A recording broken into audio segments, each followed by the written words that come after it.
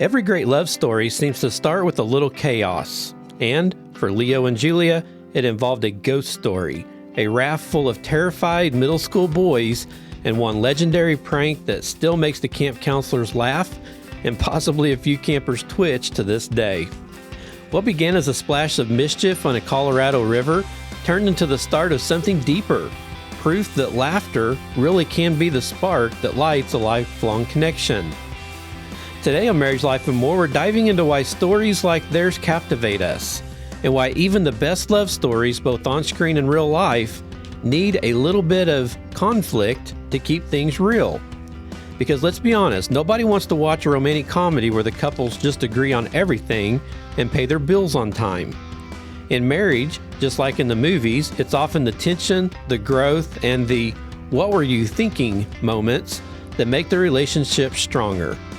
So grab your coffee or your life jacket, and we're going to talk about how facing conflict head-on can actually bring you closer than ever.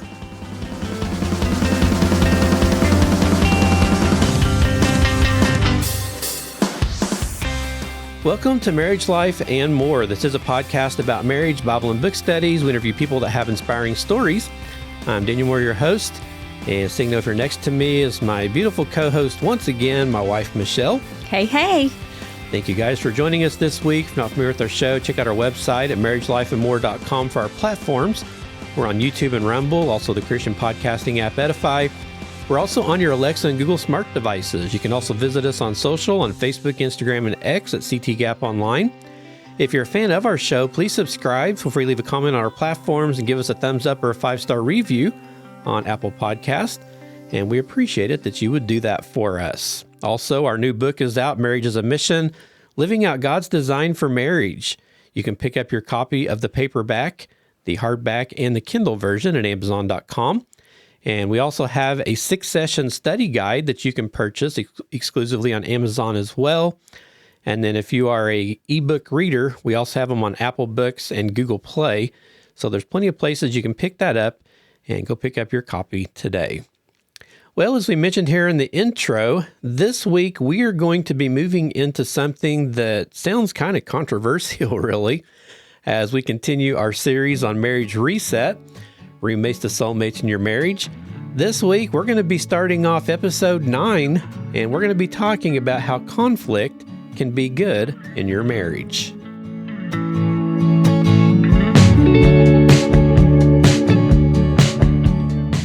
According to Johann Wolfgang von Goethe, it is sometimes essential for a husband and a wife to quarrel. They get to know each other better. I'm glad you said that. Not sure what I think about that, but that's a good statement. At a rustic mountain retreat in Colorado, a group of college students spent each summer working as counselors at a youth adventure camp. Among them were Leo and Julia, both energetic, fun-loving, and easygoing individuals who had formed a close friendship over the years. Though not romantically involved at the time, they developed a playful bond marked by mischief and laughter. One warm evening during their break, Leo and Julia decided to swim in the river that twisted along the edge of the camp property. As they floated near the bank, they noticed a gathering of middle school boys perched on a rickety wooden raft, their feet dangling in the water. Julia grinned knowingly. She could tell what was happening. The boys were hearing the tale of the River Widow. The River Widow is a camp legend passed down from generation to generation. The story went that she was once a heartbroken woman who had lost her husband to the violent current during a storm. Ever since, she supposedly haunted the riverbanks, dragging unsuspecting swimmers beneath the surface to join her in her watery grief. It was, of course, a cautionary tale meant to keep campers from swimming alone or after dark. But to the younger kids, it was terrifyingly real. Julia and Leo exchanged a glance. The opportunity was too good to pass up. They silently slinked along the shore, slipping behind a clump of reeds until they could paddle unnoticed beneath the raft. They barely contained their stifled chuckles as they positioned themselves just below the boys. As the older counselor reached the climax of the story, his voice rising with the tension, he bellowed the words, "And then she rose from the depths, the River Widow." Well, that was Julia's cue. She shot out of the water with perfect timing, hair plastered to her face and hands reaching toward the boys, letting out a blood-curdling scream that echoed through the valley. What followed could only be described as comic pandemonium. High-pitched shrieks filled the air, boys tripped over one another, scrambling off the raft and flailing wildly in all directions. One even lost a shoe in the water. Leo emerged seconds later, laughing so hard he could barely swim.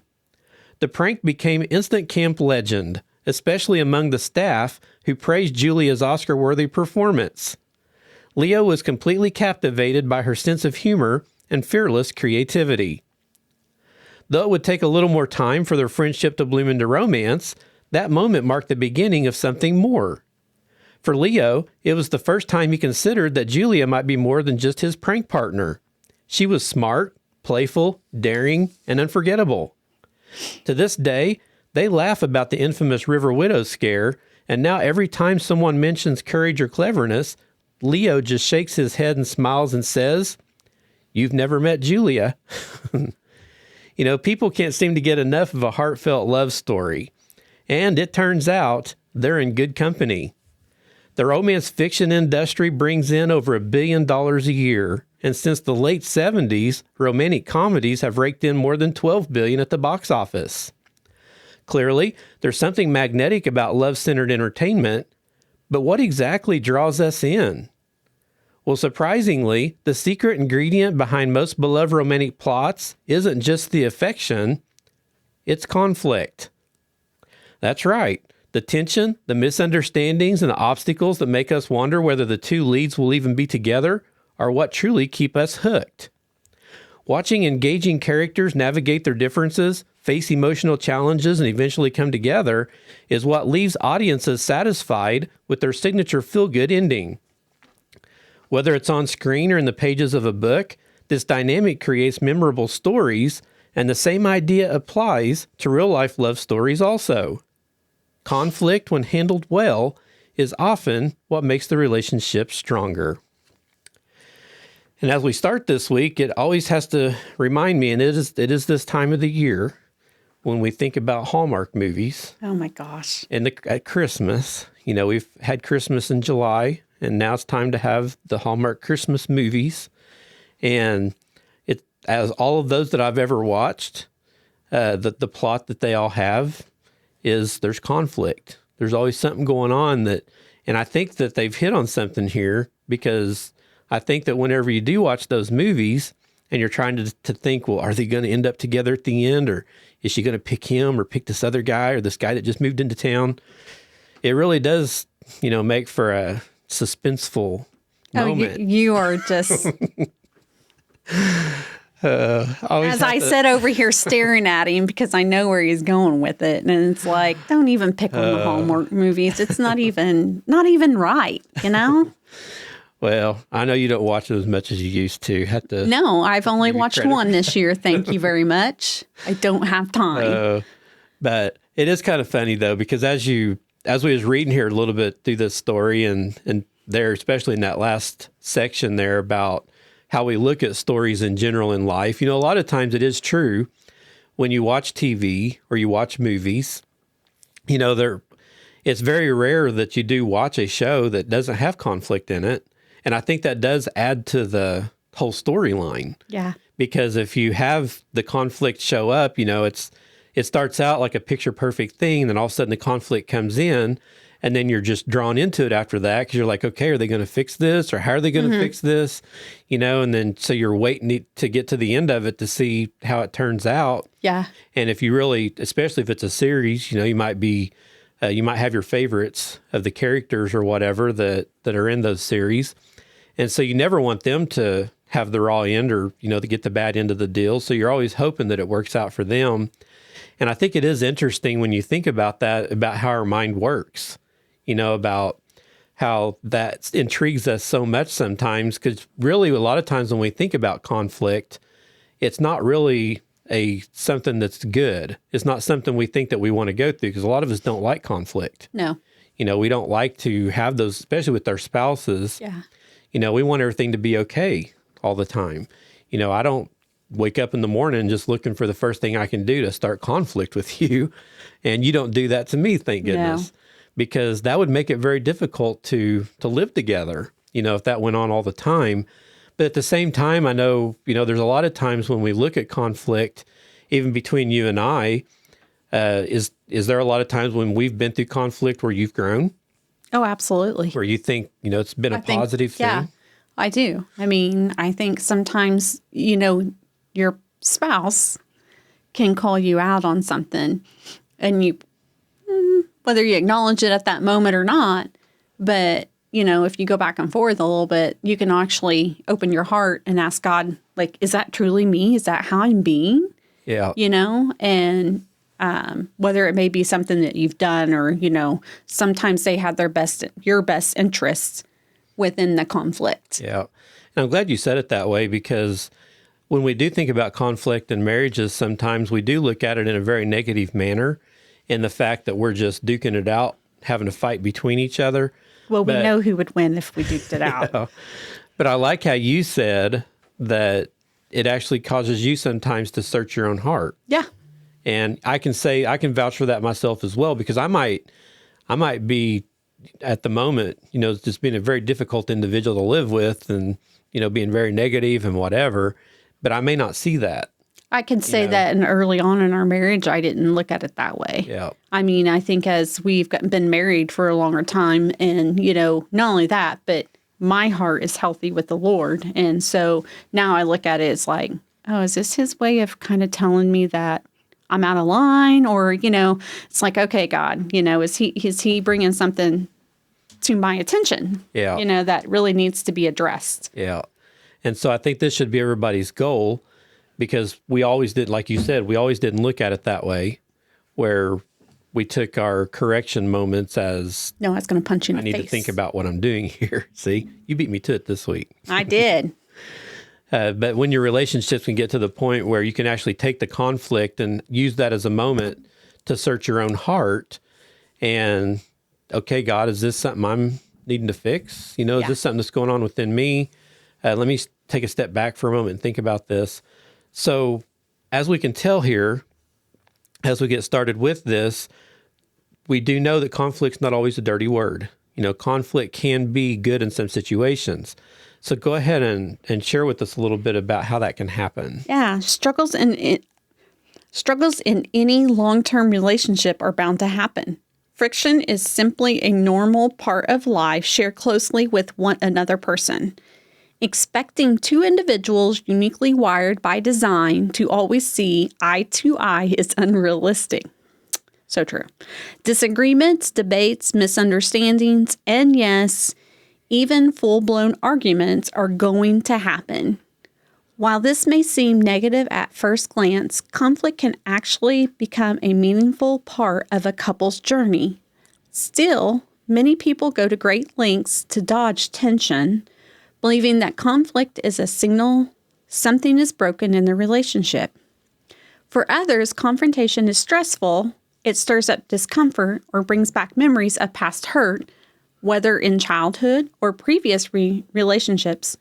So rather than deal with it, they sweep problems under the rug. And I'm going to stop right there for a second because, when we were talking about our testimony from episode who knows when. 199. 199, yep. Episode 199. Memorized. Okay.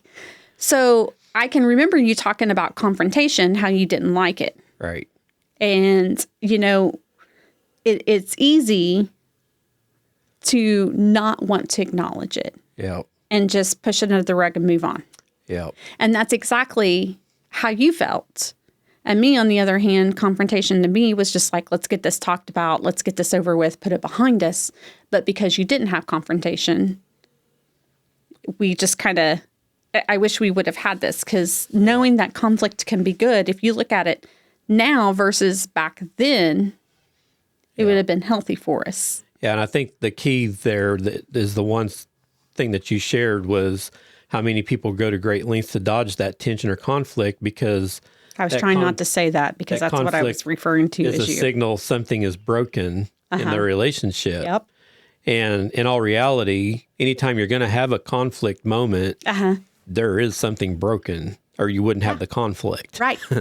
So that's why when we choose, some of us that have that personality that choose to push it under the rug and try to ignore it and act like it didn't happen and just keep moving on with life, that's a very dangerous thing, because in all reality, when you come back to it, whether if it was you that had the issue or whether if it was me that had the issue, or if both of us had it together, something broke. Yeah. Something caused a flare-up for a moment there that caused some conflict between the two of us.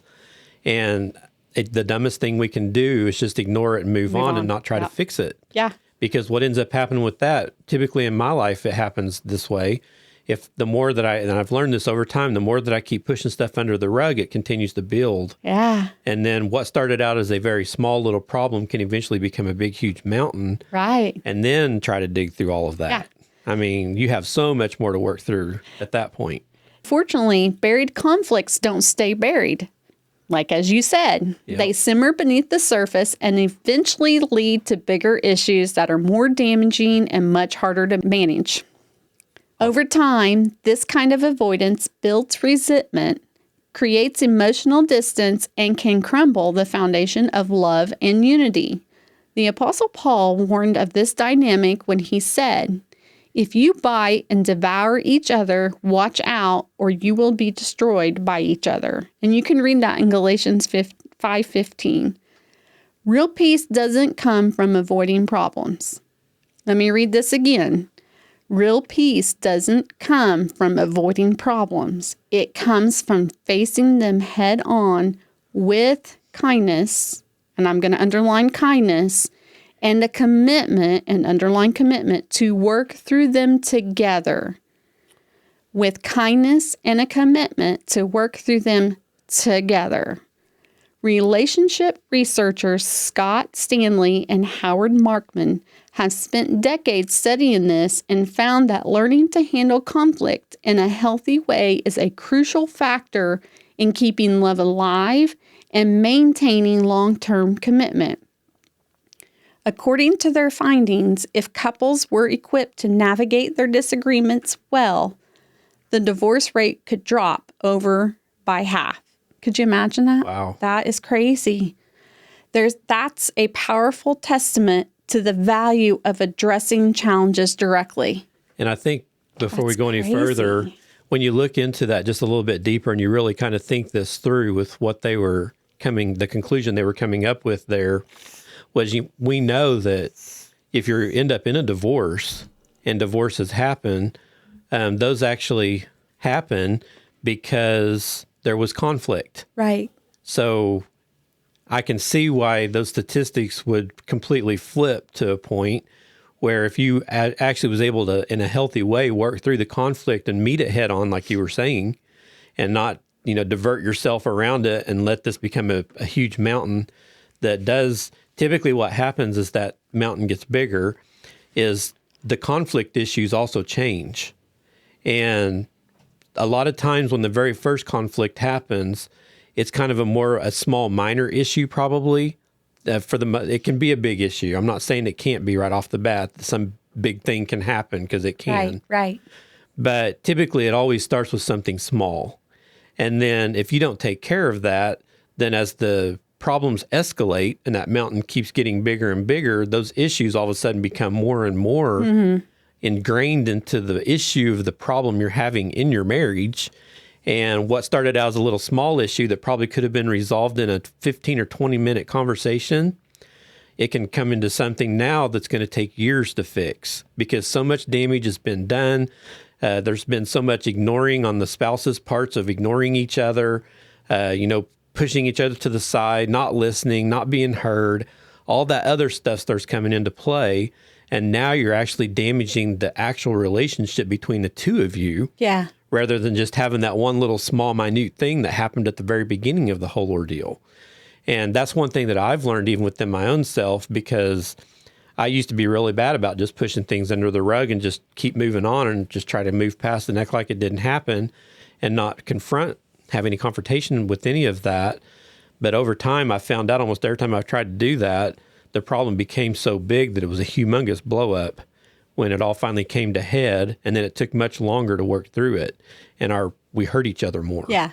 And through that whole process, and we had to fix more stuff between the two of us to get back to a healthy spot where we needed to be. And we probably could have been in a healthy spot within 20 minutes if we would have took care of it at the very beginning when I first had the issue. You know, when you have conflict, what generally happens? You're trying to prove your point. Yeah. Yeah, we get defensive and we're wanting to be right. Yeah. And so when it says kindness and commitment to work them together, I think that's really the key is, you know, he says, she says, you know. Yeah. It's you work together, you know, and the conflict, whether I feel like now we've also gotten to the point too, is it really worth it? Right. You know, back then it was like everything was worth a conflict. Yeah. You know, it was like, I am going to prove my point, not in a mean way, but it's like, I think I'm right.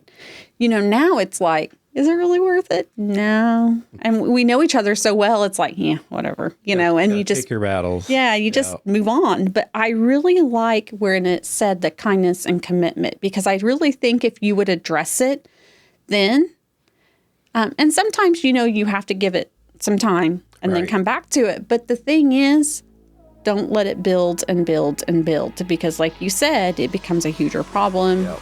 Both of you get hurt.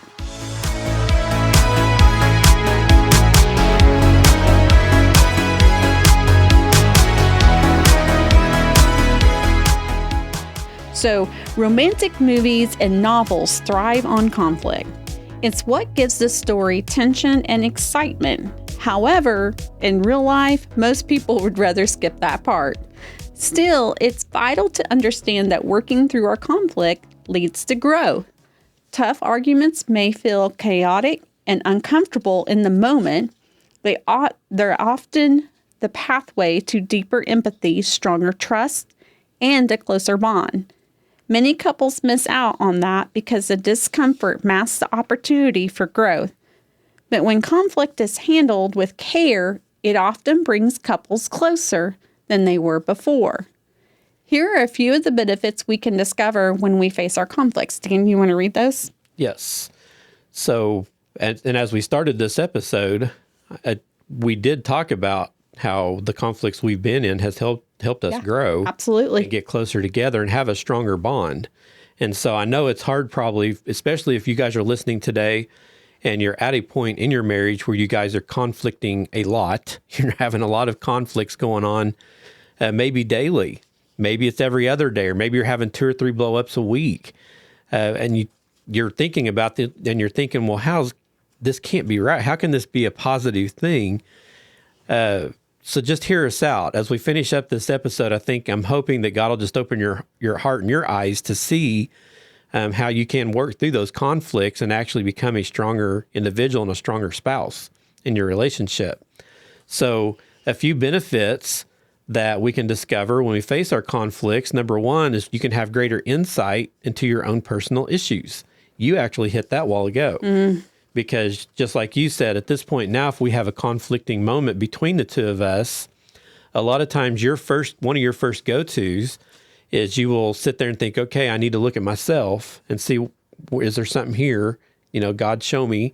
And I think that's really good for any spouse to keep in mind, because we should automatically, and this is a common denominator as well, when you're looking at the reactive cycle, when you have your buttons being pushed by your spouse and you're reacting to all of that, you know, that circle can go and go and go, because we have multiple buttons and we have multiple reactions and we can both feed off of each other until one of us decides to stop it. Yeah. And when you stop that, the first thing that you have to do when you do stop it is you do back up.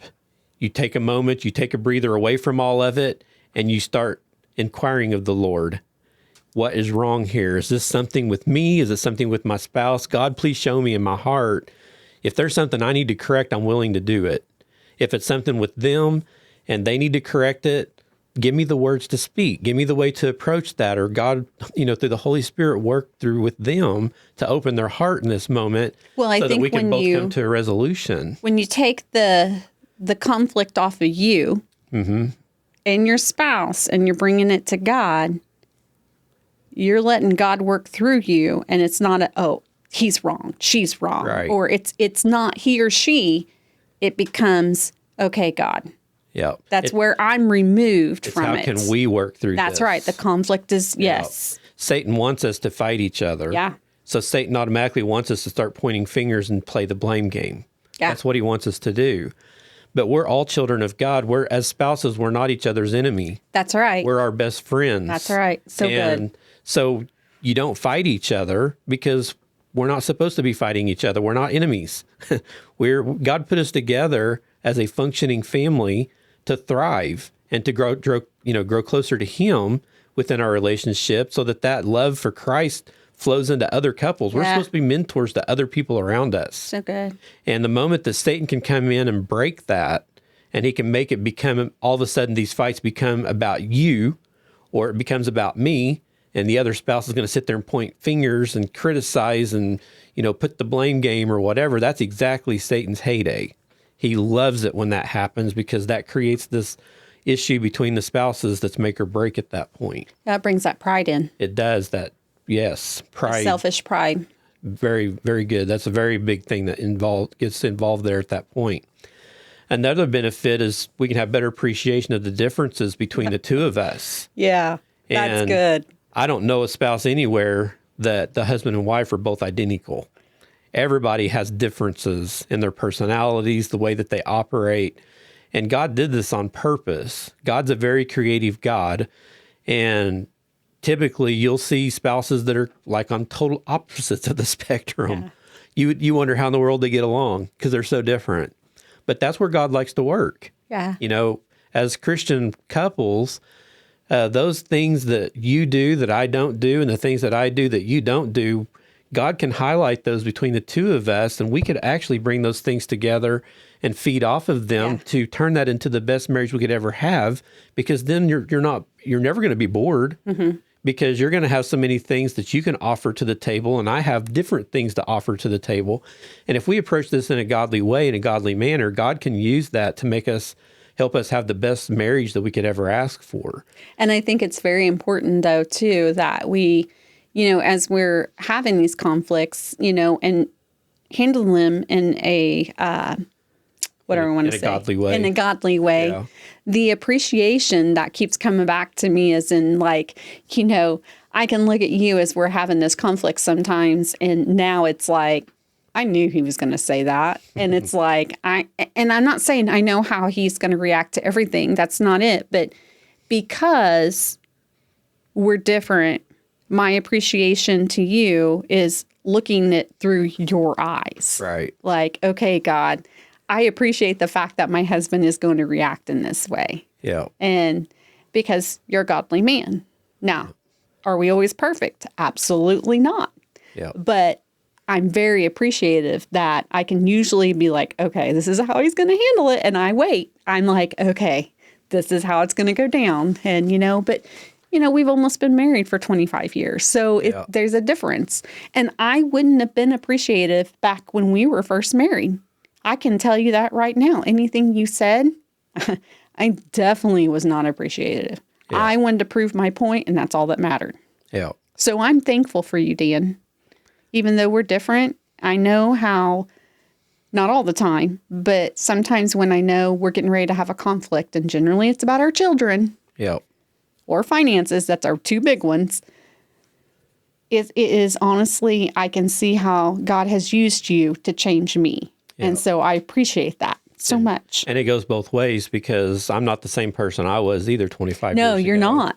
I'm a completely different person. Matter of fact, we was talking last night. There's times that, especially when guys get together and they start talking, they want to do the tough talk, and if the marriage, the spouses come up, or even back in the day when it was boyfriend, girlfriend, the common thing that would be said a lot was, you do certain things, you lose your man card. It's like, but at this point in life, it can be called what you want it to be called. I don't ever remember it being called man card. So every time you say that, I'm like, guy talk. That wasn't something that was, Okay. That was between the guys. Okay, gotcha. It was an internal joke, basically. But in all reality, sometimes those things that we looked at as quote unquote losing the man card, those are the things that mean a lot to the wife. And that is a very important thing that the man needs to nourish in his wife, because that builds up the character of who she actually is. And usually a lot of that comes over to the emotional and the intimate side of the relationship. And no matter how you look at it, you can't leave that part out of a relationship. That's got to be an essential part of your marriage. Yeah. You've got to have the emotional connection and that intimate connection. We've been talking about this for weeks. You cannot go without that, because that's a central core part of who we are within our marriage. And so good. that brings it up to the next one here, is the chance to empathize with your spouse. And empathy, for those people that don't know what that means, because there's some people that think empathy is a dirty word, and it's not. What it means is being able to put yourself in somebody else's shoes. And there's a lot of times within conflict and spouses between the guy and the woman, it's real hard for the guy to put himself in his wife's shoes, because he doesn't understand where she's coming from. Yeah. Because women look at things a lot differently than guys do. They absolutely and then do. Sometimes the wives can't put themselves in their husband's shoes because they don't understand where their husband's coming from on it. That's something that actually over time, I think you do get better at understanding. Because like you and I, you just mentioned, at almost 25 years into this, I do have a greater understanding of how to put myself in your shoes, because I know what's important to you. I know what's special to you. And so I try my hardest to make sure that if we do have these moments where we have some conflicting issues or something may come up, I don't want that whole issue to be just about me and trying to solve my hunger and desire within me to be right, just like we were just talking about. Yeah. I've got to look beyond that. I've got to come to the point and understand, well, in this conflict, why are we having this conflict? What's the issue from your side of it that's causing such an issue? Why are you so upset with what's going on right now? And maybe throughout trying to understand where you're coming from on that might change my view of how I'm looking at things. So there's different ways that you can work around these things to try to get to a resolution. Yeah. And it's not going to be the same for every couple. Every couple is going to have a different way that they're going to work through conflict, work through their issues, because of the different personalities and the different things that are at play there within that relationship. But the core thing that we all have to do, though, is we have to get to a point where we can actually empathize with each other and put ourselves in each other's shoes from time to time to understand completely, okay, what is really going on here? That's good. How do we fix this? So the next one is the opportunity to break old, ineffective patterns. And you and I, we kind of talked about this a while ago. Back in the day when we first got married, we would have handled it differently. Oh, absolutely. And some of those patterns were not healthy, the way that we handled conflict. So if you continue to push that same pattern through your whole marriage, I think you can see how that would damage your relationship over time. Because if your relationship's not evolving to be in a better, more healthy condition, to where you can actually work through conflict like an adult, talk through issues and figure out, how to get past these things, then you're going to continually have probably this molehill becoming a mountain, because you're never going to be able to solve anything. That's right. It's just going to keep that snowball effect. And so as you have these conflicts with your spouse, especially if some of them are recurring conflicts, that sometimes you have things that you revisit occasionally, they just keep coming up. Yeah. You have to, try new things and different ways to approach it, because if an old process of working through something isn't working anymore, then it's time to, we got to approach this a new way. Right. We got to come up with something different, because that's not working the way that it used to. And so, this does give you an opportunity to break off those ineffective patterns that don't work anymore and move on to something better that God may have to help you to work through those things.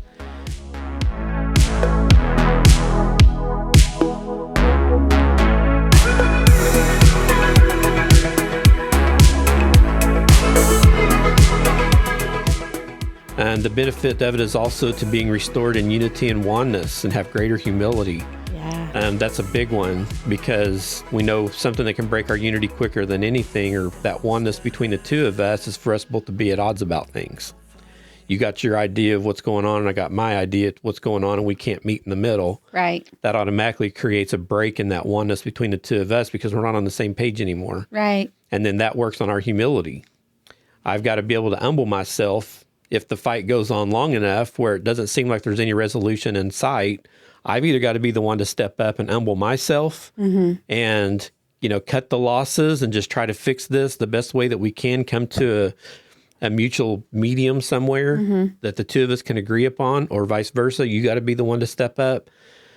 We've got to have some greater humility. Yeah. And that gives us the opportunity to work on that. The more that we have conflict, it does work to build that humility that you have between each other, as long as you have healthy conflict and resolution. Learning to anticipate and resolve future problems. We know that when we have a conflict, that's not the last conflict we're going to have. Nope. I wish it was, but it's not. Somewhere down the road, something's going to happen. A trigger's going to get flipped again. A button's going to get pushed. And the next thing you know, we're going to have another conflict. But the more that we work through those, I have a more positive outlook as I ever have on the fact that I know if we have another conflict sometime this next week or whatever, I, without a shadow of a doubt in my mind, know that we're probably going to work through it. I just don't have any doubt about that anymore. Right. Because we work through our conflicts now. We don't sit there and let them fester and become an open bleeding sore that the other one sits there and pokes at all the time and just keeps it going. And in fact, we don't have many conflicts very seldom. Our marriage is healthy. I mean, now, granted, we have more discussions than conflict. Yes. Talk through things a lot. So. Yeah. So that's a positive thing you can look forward to, especially if you're newly married and it seems like you're just fighting constantly. These are learning opportunities. Yeah. Use these to learn so that later on, when this problem comes up again, you can refer back to the last time you successfully got past it. Yeah. What did we do the last time to fix this? Let's revisit that and let's build on it. So your goal is to try to not ever have a conflict in that area ever again, hopefully. Because we don't want to sit there and rehash old issues. We want to make sure that we get past those. Right. Another benefit is closeness as you listen, understand, and validate each other. That's something definitely that we've learned over time. Yes. And it has taken us time to get to that point. But from your standpoint, when you have issues and you talk to me about them, do you feel like that I listen and that I understand for the most part what you're going through and, try to help you through those the best way I can? Absolutely. I mean, if I look at it now compared to back then, in our past, I truly feel like, one, if we do have a conflict and we're talking, you're going to look at me and you are going to acknowledge me. Look in the eyes. The intentional part of you being present, you listening to me and hearing me out. And, sometimes may not be what I want to hear, but in all reality, because I do respect you and I want to know what God is trying to tell me, I 100% feel like that's what we do now. You do listen to me. And now if you don't look at me, I'm like, okay, he's trying to ignore me. Or sometimes I feel like if you wouldn't listen to me, my conflict, my problem was not worth it. So you wouldn't want me to try to solve a conflict over a text message? How do you feel about that? Okay, so Dan knows how I feel about this. I think it needs brought up at this point. I am not a person who, now back then, maybe like in my past, but I'm a type of person, my conflict needs to be handled and talked about with my spouse face to face. Because one, a text, you don't see how they're saying it. You don't know if it's going to be sarcastic or if they're being sincere. They rolled their eyes when they typed it out. Yeah, whatever it may be. You may just be saying it because that's what I wanted to hear. And we've been there. We truly have been there. I've done it myself. You've done it. So now, if there is a situation, what is the one thing? We'll talk about it later. Yeah. And we have said that over. I know sometimes, and I want to put this out there, there are times that if you have conflict first thing in the morning and you don't resolve it by the time you go to work, I totally understand that some people's work, you're not allowed to be on your phones and you can't talk. That puts you in a spot where you can't really talk it out yet. You got at least 8 hours before you're going to probably be back together again. And so But we have before, if we've had a conflict that's happened like that and we've gotten away from home and went to work still a little upset or that kind of thing, then we have before kind of talked a little bit on text for a moment. And it's like, okay, well, we get home later tonight. We're going to sit down. We're going to talk through this. And I think, here's the deal. If you have to text your spouse and say, I'm sorry, what I would prefer, this is my opinion only, I would be like, okay, Dan, text me and say, hey, let's talk about it later. I just want you to know that I love you and I'm sorry, but I will talk to you in person when I get home. In that meantime, I'm going to be praying for the Holy Spirit to be guiding me and directing me in that conversation and how my feelings, because here's my thing. I want to be praying, God, let me look at through this through your eyes, not how I feel, because emotions and feelings are what? Yeah, they're temporary. That's right. Yeah. I want to be able to see this through whatever God has, and whether it was intentional whether our conflict was intentional, not by, anything else, but just necessarily, if you were to text me, I would not be happy with that. Yeah. Now, some people are okay with it. Me and my personality, I am not okay. If you can speak to me that way and you can talk to me in person like that, you better apologize to in person. And, it just means so much more. I'm going to see how you react. And you can say words all day. It's your actions that come out to play in that. And I feel that if you're leaning on technology to be your middleman, that it actually over time is going to take out the personable side of your relationship with your spouse, because we already have a problem today, especially between parents and kids. You probably see this more of a disconnect in that relationship probably for the most part, but you do see it in spouses a lot also. But it's become an electronic relationship. A lot of your stuff happens over phones or over devices, conversations that you have between each other rather than face to face. Yeah. And we're starting to lose that personal touch of the relationships between each other. And that's not a good place to be.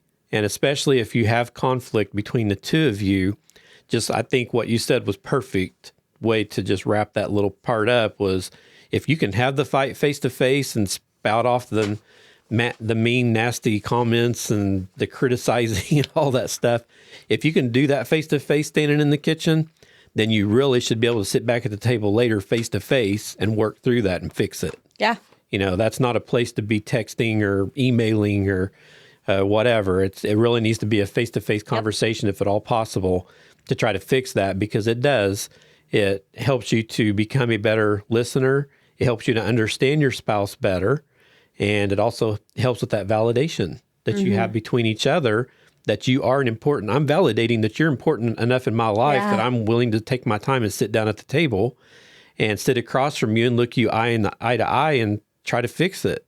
That validates me as a person when you're willing to do that for me. And so that's something that really needs to be kept in mind when you do have these conflicts. And not everybody's the same, but just remember what you just said. If you speak to a person face to face, you need to apologize face to face. Yeah. And most generally, just because one spouse is okay with doing it over a text, the other one probably isn't, typically. And in my opinion, if one spouse in the equation does not like that, it should never be done. Because that you need to validate that other spouse's feelings as well. Come back to that empathy. You need to put yourself in their shoes. They want it to be in person for a reason, and you need to respect that. You really do. Amen. Yes. Two more here as we close up. Some benefits of conflict: deeper understanding, trust, connection, and respect. And if you put all of those together, what does that become? True intimacy. Yes. Yeah. So if you have a deeper understanding of each other, and again, that only comes by conversation. The more that you're with someone and talk to them and understand who they are, that gives you a deeper understanding of them as a person. And then you can also build that trust in those conversations, because again, if you come to the table to work through these conflicts and look each other eye to eye, then that's going to build that trust between the two of you. And that's going to help that connection. Yeah. And then you're going to have a respect for each other as spouses. I have total respect for you as my wife, as the mother of our kids, as the woman of this household. A Nana. Nana. Yeah, I highly respect you in all those aspects. And a lot of that is because I have over time had these conversations with you, and I know the true you and who you are. And I know within myself that you're just a very awesome person. Thanks. Inside and out. For lifting me up. The only way that you can get to that as spouses is to have communication. Yeah. And to work through conflicts the right way. The last one here is a benefit is evidence of God's constant presence and help. So good. And we know that it's really hard to get through any type of a conflict between each other or any times that we get sideways with each other. We should always involve God in those conversations as much as possible because he has the answers for us and he gives us that reason and that will to want to fix it. We want to live a good spiritual marriage like God has wanted, like he's put upon us and called us to. And in order for us to do that, then we need to make sure we resolve these conflicts and these issues between the two of us so that we can continue to be that beacon that shines in the darkness for these other couples, to be that example that other couples that are hurting can see. And just remember, build too, them up. The evidence of God's constant presence and help is not allowing, if you're going to allow that and the benefit from that being, you have to remember not to be prideful. Yeah. Because that doesn't show the evidence of God's presence. Yeah. Need to work on that humility. Yes. So isn't it encouraging to think about the ways conflict can actually strengthen a relationship when approached together? The truth is, working through challenges doesn't automatically produce closeness. It simply opens the door for meaningful connection to take place. That's why the word to focus on here is opportunity. Every disagreement or rough moment gives both people a chance to grow, to understand one another more deeply, and to move toward greater unity. When we shift our mindset to view conflict as a valuable opportunity rather than a disruption, everything changes. Instead of dreading the tension, we can begin to say, "This is difficult, but I'm grateful for the chance it gives us to strengthen our relationship." Each tough conversation holds the potential to teach us something about who we are, about our partner, or about the way we function together. You might be thinking, okay, I get the idea. Couples who avoid hard conversations end up as roommates, while those who lean into them grow closer. But how do we handle these moments in a way that actually helps instead of making things worse? That's going to be on our next episode. Yep. We're going to look at the anatomy of a fight next week. Woohoo! Put on the boxing gloves. You get to wait till then. That's right. But yeah, I think, for this week, this really is a good way to set the stage as we get into this conversation on conflict. And, I say that conflict shouldn't be a dirty word in our marriages because we should be using those moments to grow. But at the same time, we do want to try to avoid conflict. I mean, we shouldn't be out there just looking for it. I think if you're going to have it, make sure it's healthy. Right. You need to make sure you learn something from it. And if anything, just to make sure you don't make that mistake again, hopefully, because we have different scenarios in life as we go through it. We have many years together typically, and we have many scenarios that's going to create different issues, to have different conflicts on different things. But the bad thing is when we keep rehashing the same one over and over and over and over, because obviously we're not learning our lesson if that same thing continues to be a problem. Mm-hmm. And so sooner or later, we have to get to the root of what that issue is if it continues to keep popping up. There's got to be a button there somewhere that's pushing from a root of something that's causing that issue to take place. And so that's something that needs to be figured out. But all of our conflicts that we have should typically, for the most part, be something new, something else that's came up, and now we got to work through that. But we use those all as building blocks in our relationship to be a stronger couple. So I'm curious to hear from our listeners what and how has a good conflict helped you in your marriage going further? Yes. In your marriage life. So if you could reach out, let us know. Do you have conflicts that's good? And what benefits did you get from that? Yep. And there's a couple ways you can actually get that to us. You can either go to the website. There's a form there you can fill out and send it. Or the email we have is daniel@connectingthegap.net. You can also send them that way. And if you're okay with it, just to help other people to learn as well, you can get on our social media. We have Facebook and X and Instagram. You can make comments on those platforms. Spotify has it, YouTube, Rumble. There's plenty of places that you can make those comments. And if you'd like to share that, please do. We'd love to read those. And if you'd be willing to let us, we'd like to maybe share some. We don't have to say any names or anything, but that helps other people to know how to get through their conflict, because there's people out there right now probably that's having a fight at this moment that doesn't really know how to resolve it. And when people like us that have been through those fights before possibly come along and we have a resolution, that helps other couples to grow and move past those things. And then we can be a part of the resolution in that marriage situation, which to me is a very rewarding thing when we can take our experiences and help other people become better spouses. So, is there anything you want to add to this week's? No. Okay, well, we're going to go ahead and wrap it up. Then we'll come back next week and continue this discussion on healthy conflict. So that's all for this week, and we pray that your marriage is stronger and your walk with God is closer after this episode. This is an extension of Connecting the Gap Ministries, and we pray that you have a blessed week.